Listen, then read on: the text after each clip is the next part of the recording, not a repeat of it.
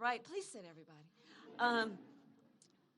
But you spoke the truth about Howard University, because that is absolutely right. And I think many of you know the first office I ever ran for was probably the most difficult campaign I've ever been in, and that was freshman class representative of what was then called the Liberal Arts Student Council.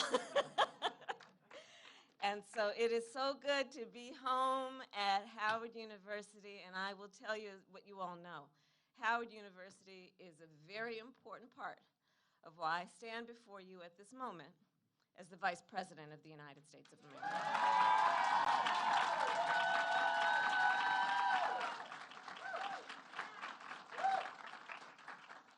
And Jamie Harrison, thank you for your leadership. And on that point today, I am pleased to announce that the Democrats are making a $25 million investment to expand the I Will Vote campaign.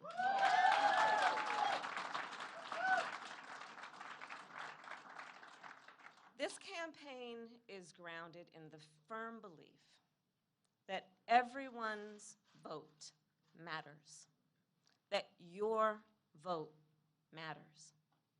And we saw this in 2020.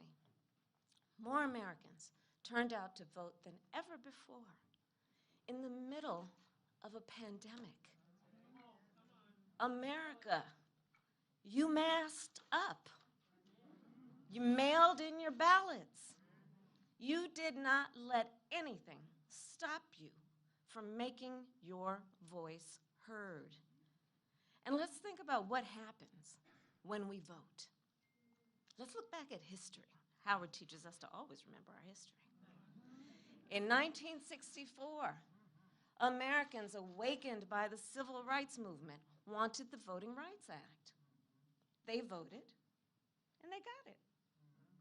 In 2008, millions of Americans were uninsured, underinsured, or were paying too much for health care insurance. Americans wanted affordable health care. They voted, and they got the Affordable Care Act. The same thing happened last year. In 2020, you called for a national vaccination plan. You voted, and now nearly 160 million Americans are vaccinated.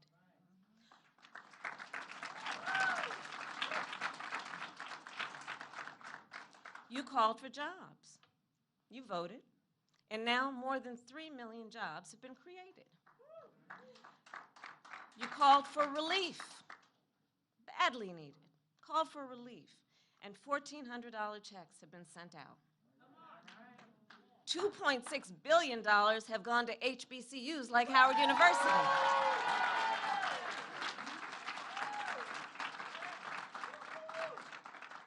And starting next week, because you voted, tens of millions of American families will get monthly checks for the expanded child tax credit.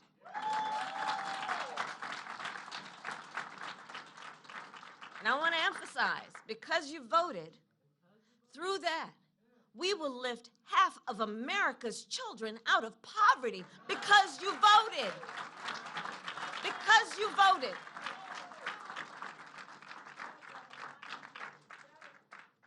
So think of our democracy as a call and response, and every election then as an opportunity for the American people to be heard. In 2020, you were heard, America. You were heard loud and clear. But there is another side to this story. So far this year, 17 state legislatures have enacted 28 new laws that will make it harder for Americans to vote. These bills now, be clear about enacted, these bills have already become law. They are now on the books. And that's not to mention the nearly 400 bills that state legislatures are attempting right now to pass. You know what's going on in Texas right now. This all is designed, I believe, to make it harder for you to vote so that you don't vote. And let's talk about what exactly these laws will do. What will they actually do? Well, let's say in the last election you may have voted early because you work long hours. Well, these laws will cut early voting. Let's say your cousin voted by mail to avoid the long lines. Well, these laws will cut vote by mail. Say your coworker, say your friend next to you, friend,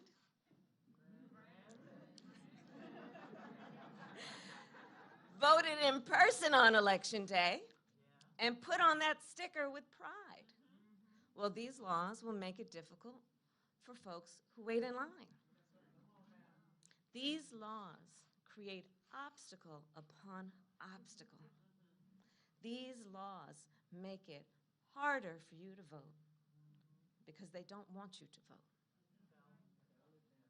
And so I will say again, your vote matters.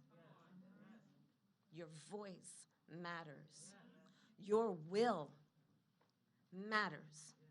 Your desire for yourself and your families matters. And regardless of who you are, where you live, what party you belong to, your vote matters. Your vote is your power. And so I say, don't let anybody ever take your power from you.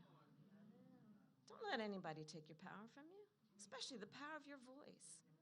We will not let anyone take away our power. And that's why we are all here together today. We're not going to let that happen.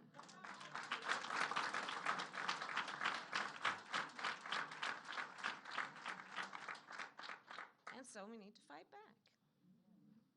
In some states, Americans have successfully blocked some of the anti-voter bills from becoming law, and others are being challenged in court. In Congress, leaders are working to pass 2 bills into law that would protect and strengthen voting rights. And there is another important component of our work together, and that is mobilizing to ensure Americans vote in the elections coming up ahead. Now, I know that there are some folks out there who are saying, well, hold up. I just voted. I stood in that line like you asked me to last time. It was hot or it was cold. So why are you coming to me now, talking about this now? I just voted. And that's fair. That's a fair point. Yes, it is early. And we have never really started this early before. But folks, it is never too early to defend your rights.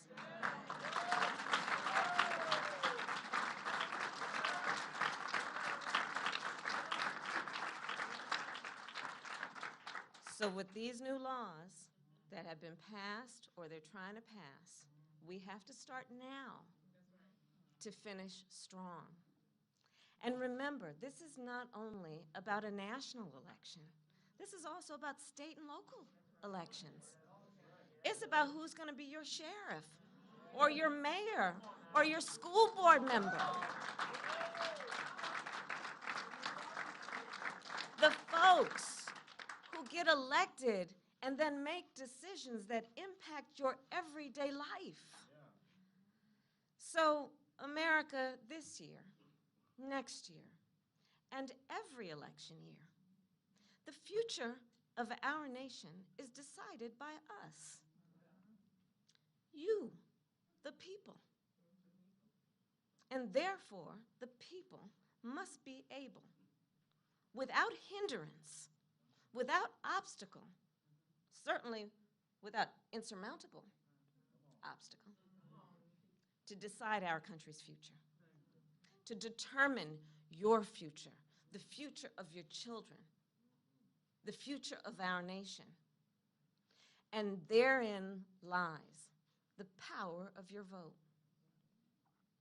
With this $25 million, the Democrats are investing in the tools and technology to register voters, to educate voters, to turn out voters, to protect voters.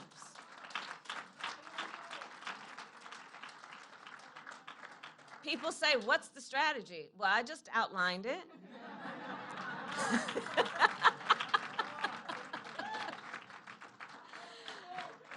We are going to assemble the largest voter protection team we have ever had to ensure that all Americans can vote and have your vote counted in a fair and transparent process. And again, I want to make clear that this is about all voters. It's about all voters. This is not about Democrats or Republicans. This is about Americans. Let's be clear about that. And who is prepared right now to stand up for what we say are some of our fundamental values, some of the fundamental pillars to a democracy, to our democracy. That's what this is about. So we want to help you vote. And we want to help to make sure your vote is counted. And that is because our democracy is strongest when everyone participates, and it is weaker. It is weaker. Our democracy as a nation is weaker when people are left out. So this is the fight. This is the fight of our lifetime. This is the fight of our lifetime. We all stand on the shoulders of giants. We will always remember our history. We also understand their legacy and that we are a part of that. And in that way, there is a continuum. So I say, in that context, this is the fight of our nation's lifetime. And we need your help. If you are not registered to vote, register. If you are registered, make sure your friends and family are registered. And I'm going to give you a website. You know, I had to come with a website. Go to iwillvote.com, iwillvote.com, and go there to make sure you are registered. And visit there to get all the information you need about how to get folks involved, how you can become involved. And with that, let me end where I began. America, we know what our nation is made of. In 2020, you showed the world what our nation is made of. In the midst of a global crisis, let's remember that. In the midst of a global crisis, more Americans voted than ever before. That's important. Look back on moments of crisis, moments of suffering, as a measure of your strength, and what did you do in those circumstances? And know we are strong in a moment of crisis. People voted in numbers like never before. And that is a demonstration, is empirical evidence of the strength of our democracy and the determination of our people.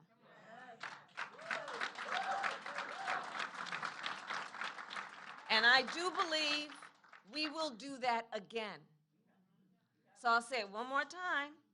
Our vote matters. Your voice matters. And we are going to fight to make sure that all the people's voices are heard. So thank you all again, and let's get to work.